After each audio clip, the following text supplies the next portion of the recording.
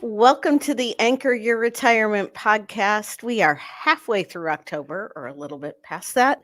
And I am hanging out in the studio today with my favorite co host, Tony Shore. Hello, Tony. Hey, Barb, that's nice of you to say, even though I'm your only co-host. I hope I'm your favorite. It's better Um, than being my not favorite and being my yes, only. no, that's nice. I get what you mean.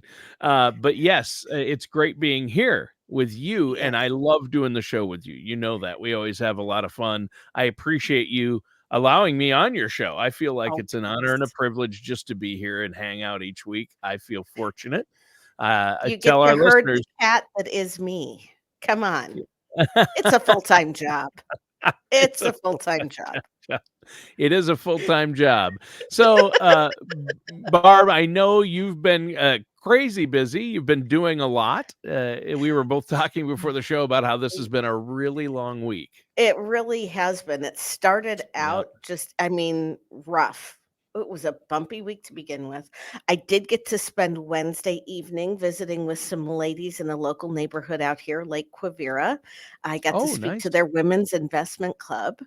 And Great. this evening, even though this will be past by the time it airs, we are the title sponsor for the City of Mission's Spooky Walk for their That's kids. right. That's right. So, You were yep, telling me about that. You've mentioned that. So you're sponsoring the Spooky Walk for the kids. That's yep, great. yep. And in December, we're sponsoring the holiday tree lighting, which I'm even more excited about because I can practically walk to the tree lighting. So that'll be exciting. But Wow. we get to visit some of the locals tonight and hand out some goodies and have some That's fun. fun. And you get to see the little kids in their costumes, right? Yes, yes. That to me, that's the benefit of the whole thing, isn't it? It is. I mean, I yesterday they love that. suggested that we wear costumes, and I decided I'm Oh, going yeah. as a suburban housewife. How am I doing? Uh, you're doing great. Nailed it. Nailed it. Barb, as always, you nailed it. But And of what I course, in Kansas City, it's Red Friday for the Chiefs. So yes, for those of you and that I just Red Friday. I brought my red. Mm. I'm sure your Vikings will be so happy. Yeah. Yeah, actually red is kind of my color. I don't have it on, but I have a red watch. My backpack is red. My phone is red. But So, wait, you don't have Purple red Friday in pen. Minneapolis for the Vikings? If you walk around Minneapolis, Mhm. you're going to see a lot of purple on any day, but Okay. I'm sure they do. I don't know. I sometimes at work we have on Fridays at the office. If I go into the home studio there, a Mhm. lot of people wear their Vikings gear on Fridays during the football season. So I guess we'd call that a Purple Friday. Yeah, We talk about yeah. sports so much, we need to start cross-listing this podcast. Yes, we do. We need to hashtag the sports channels, but during football and baseball, especially, I wish the Royals had Yeah, made it farther. But you and me both. You and me yeah, both. But at least they put up a good fight. They were they close did. games. They did better than my twins, and I'm proud to have that Royals hat you gave me. So I Well, love that. thank you. But I Thank you. think let's not bury the lead. What I find amazing about you, Barbara, and the BG Wealth Advisory, uh, your firm there, is how involved you are in the community. I mean, just all these things. You just list them off. Okay, now we're doing this. We're sponsoring this. The tree lighting, the spooky walk for the trick or treating kids. It seems like every other week you've got something going on where you're sponsoring something in the community as a company and as a person. So I just want to thank you for Well, supporting thanks. the community. I think that's great. We're Really. working to be very intentional about that, and this year, I'm excited. We are a Toys for Tots collection site, Oh, so fun. we will pick up Yeah. those boxes this weekend, and, um, I'm we just booked we're gonna do a client appreciation event next year on February 27th, and so I am looking at a couple of different charities to tag team with that and have our guests, if they choose to bring some sort of donation to support whatever charity that is. I work with the Cosmopolitan Club for type 1 diabetes research, and we in turn around. The Cosmo Club also helps with Operation Breakthrough, which Hmm. is a local charity here that provides no cost childcare for inner city kids so that Oh, their wow. moms can go work. Um, Wow. and a lot of support services there, after school care. They bring in dental care and they're just a phenomenal organization. Um, Yeah, and and I in know fact, you speak at a lot of women in finance events too and yes, support yes, we those. look for those to go out and just get out in the community and help people. Yeah, I Um, think that's you great. know, with it's kind of in my heart to serve. It's my nature to do that. So, Yeah. we have lots of good things coming up next year. I'm really looking forward to it. Good, yeah, and we'll be talking about it on the show here each week. I think that's Of great. Now, course. today's topic, you said you wanted to talk about tax advantage strategies for required minimum distributions or RMDs. And again, Right. Barb, I've said it before, but whenever you bring up RMDs, I always think of really massive donuts. That's what I thought Of RMD stood course you for, do. really massive donuts, but it really stands for required minimum distributions. It does. And this is something I don't hear a lot of people talking a lot about, Mhm. especially ahead of time before you retire or planning ahead for those. Yes, my favorite way to make tax advantaged required minimum distributions is to actually take them ahead of time and do as much as you can to minimize what those required minimum distributions are going to be. Because Ah, the okay. the only required minimum distributions in your tax advantaged accounts are the ones that are sitting in those pre-tax buckets. And Right. anybody who's listened to this podcast for any amount of time knows that I am an advocate for paying the taxes you owe, but paying them as quickly as you can so that you can get out from under that tax liability as soon as possible. And minimizing your tax liability. There's nothing wrong with Right, minimizing, taking advantage of the strategies that are available out there to minimize that right, burden and then to right. get rid of it. Right. I mean, Yes, pay taxes ultimately. on the seed rather than the harvest because the seed That's is a much really smaller, great way of putting it. That's a really great way of putting it. right? Some of my favorite things to do. Okay, first of all, if we've gotten to the point where you have those required minimum distributions, you have that tax deferred money that's been sitting in those accounts. If you're in a place where you don't need that money, the first thing I'm going to suggest you do is look at a qualified charitable distribution. Okay. Okay. A We call QCD. th we yes, I was gonna say we call those QCDs, and that's where you can take the money that's in your tax qualified pre-tax account and donate it directly to a charity. When you do that, the charity gets the benefit of that donation, and you get the benefit of a tax deduction. Wow. And when you talk about these pre-qualified accounts, we're talking about the retirement accounts that most people have, like your traditional 401ks, your Mhm. traditional IRAs, correct? That's what we're Yes, talking about? your traditional thrift savings plan. Obviously, for those of you that have Roth accounts, while they are qualified accounts, they are tax-free as long as they're at least 5 years old.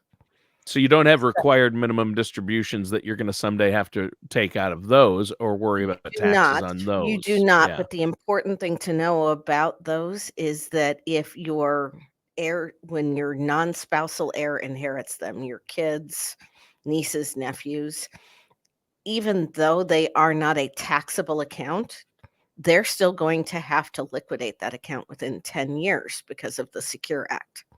Ah, that's right. So, No more, no more what tax-free. stretching it. You No can't more stretch that stretching. tax-free.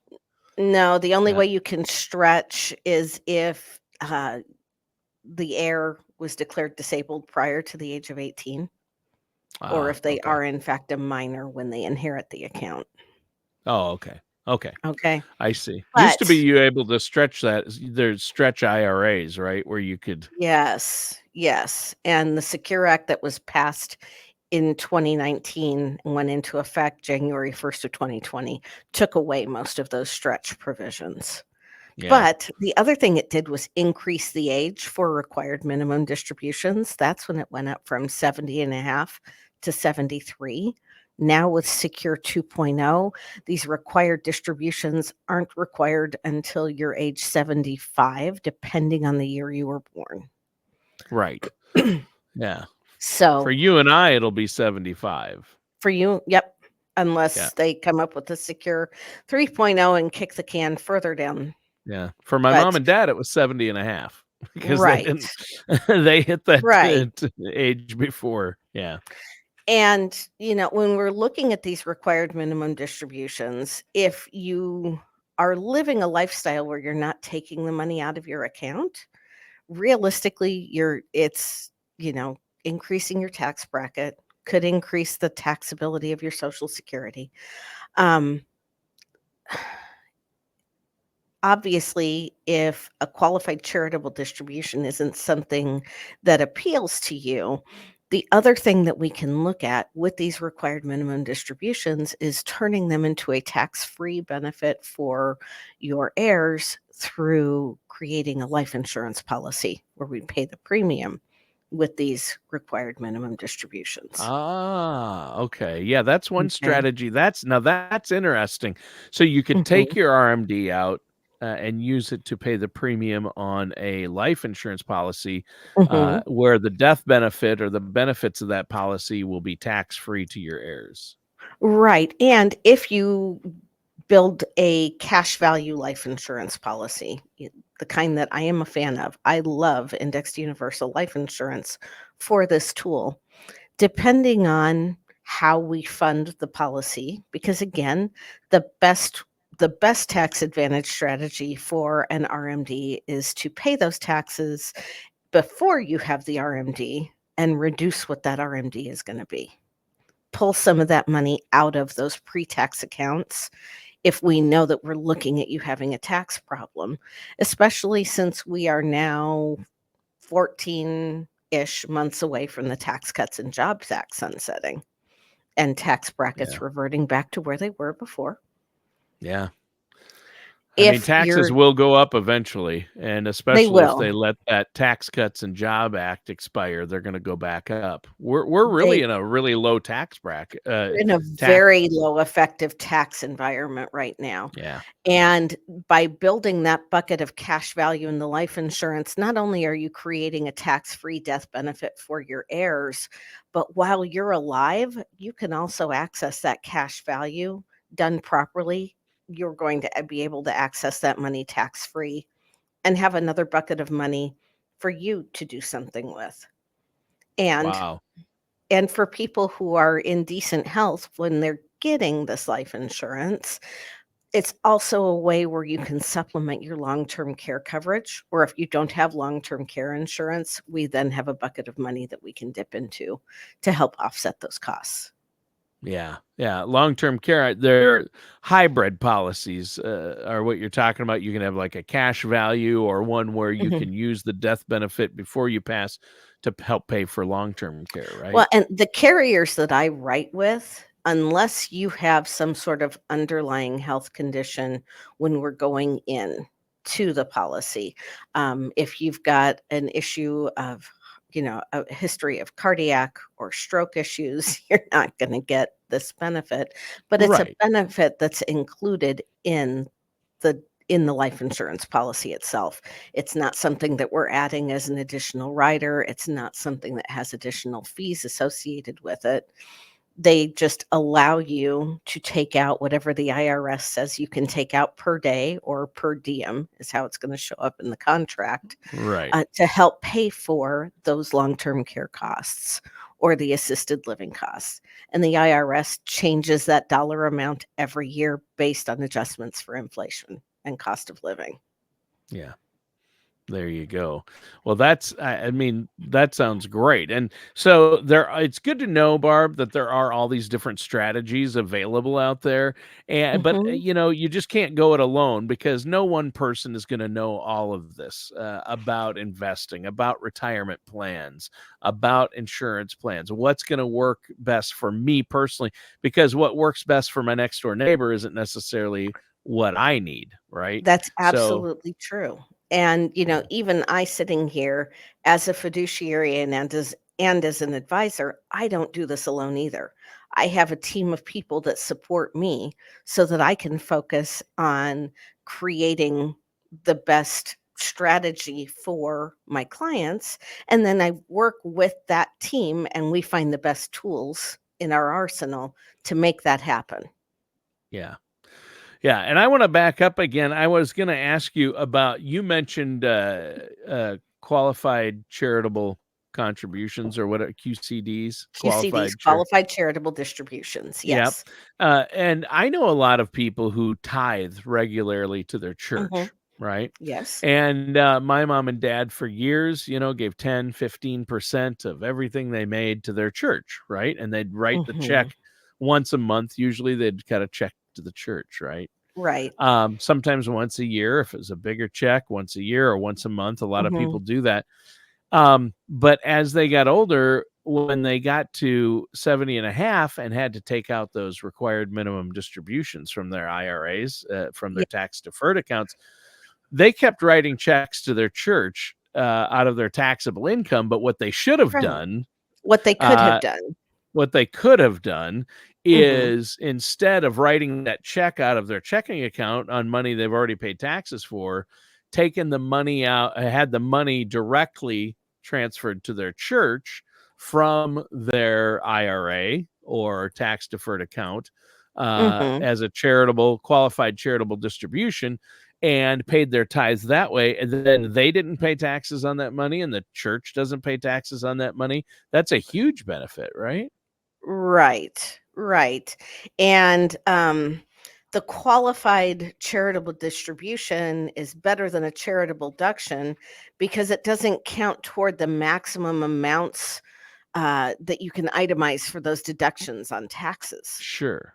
Yeah, so people get a statement from well, they're thinking, yeah, like my mom and dad would be able to, "Oh, we can write off the money, we can use that as a charitable contribution and write it off our taxes." But ever Right. since, they've taken away itemization, basically, still can, but With the uh, standard deduction as the high as it standard is, yes. deduction, as high as it is, most people don't. So most people aren't getting that advantage. Plus, it's not dollar for dollar tax savings like it would be, because you have to pay full taxes on that money you're taking out of your tax deferred retirement accounts unless you do this charitable distribution. Then you don't pay taxes on that money, yet you get to fulfill that required minimum distribution, right? Yeah. Am I right in this? Yes, and for those of you who are giving substantially, like I said, that QCD bypasses that maximum amount that you can claim when you're itemizing. So, if you're in a situation where you have a lot of money to give, and if so, good for you, you've done well, then this can help you be a little bit more effective and targeted in your giving. Yeah. Yep. Definitely. Yeah, you wanna make sure, with taxes, you don't wanna have to pay more than your fair share. You need to find ways, especially in retirement, I would assume, Barb, to help minimize your tax burden, and I know that's something you help your clients with. You work alongside tax professionals to help Mhm. them minimize tax burdens, and that's all part of the overall financial plan you come up with for people, right? And now when we look at what that taxable income is and how it can affect your Medicare Part B premiums, depending on how Oh, much yeah. comes out, the amount of money that you pull out can impact what percentage of your Social Security is taxable.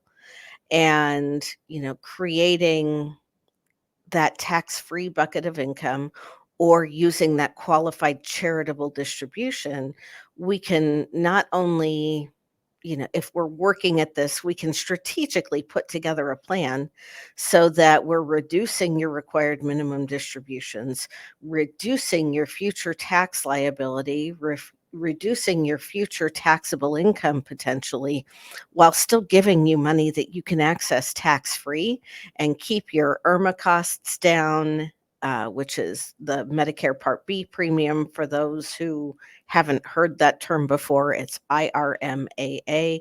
I cannot remember what the acronym stands for right now. I They have named not it had enough after, I think coffee. they named it after my old Aunt Irma. Uh, Okay, yeah, good to know. Uncle Sam and Aunt Irma, you know those. Uncle Sam and Aunt Ner yeah, good Yeah. friends.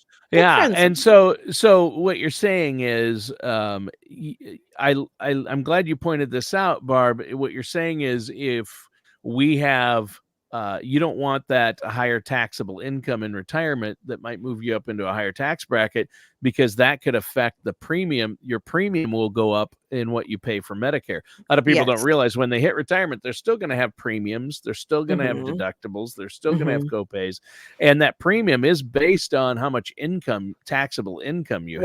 What your taxable income is, Yeah. yes. So you want to So reduce taxable income in retirement, and that's why it helps to work with somebody who's looking at all of the variables. the big And picture. yes, yes. Now there are times when somebody has so much money set aside in qualified accounts that we make an intentional decision that for 5 or for 7 years, we're going to pull a little bit more money out and pay the taxes on it, knowing that in the future we anticipate tax brackets to increase Right. Plus, you so don't want to that take it out all at once. You don't want to have a bigger amount when they no, make you take it out, because then you're going to bump yourself up into an even higher tax bracket, no, and we also possibly. don't want you getting bumped up into higher tax brackets when you're 90 years old. No, that's crazy. Yeah. Let's try to take care of stuff sooner rather than later. Yep. Don't put off till tomorrow what you can get done today, right? Very good. I I had to got that think right. about yeah, I had to think about it too, so I'm really glad that you hesitated because 'cause I'm like, "Wait, wait, It's which the way end does of a it long go?" week. It It's the end of is. a long week. It Yeah. is. It is, but cheers to the end of a long week, and Yes. tremendous opportunity for next week to be a whole heck of a lot easier and better. Yes, exactly. No more busted pipes in my Yeah, laundry room, no hopefully. kidding. Like I said, at least your record collection was spared. It was fine. So, Yes, for Barb, those of you watching us on video, that is in fact Tony's record collection behind him, or just a small piece of it, it's a actually. small portion. It's a Yes, small, very small portion of it. It wraps around, but yeah. Hey, everybody needs a hobby, right? there we go. But I'm not a hoarder. Nope. I remind people, not a hoarder. It's a No, you hobby. are a passionate collector. That's what you There are. you go. Love music. But Barb, you made a great point. You need to work with somebody who can look at the big picture and get a plan in place based on your personal goals and your individual needs. And I happen to know that person, Barbara Golan, Thank you. at BG Wealth Advisory. How can our viewers and listeners out there to the podcast get a hold of you to set They up that can consultation?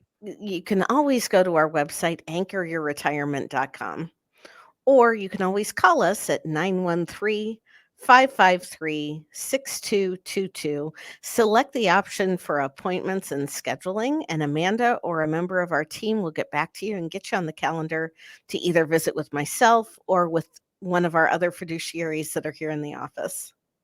All right. Well, Barb, great show today. Great topic. Always Some good to visit with you. Yeah, well, we need to hear about these strategies for RMDs, tax advantage strategies. So great show. Great to talk with you. Thanks for having me on the show. And listeners and Always. viewers, thanks for tuning in. That does it for today's episode of Anchor Your Retirement with our host, Barb Golan. We'll see you soon.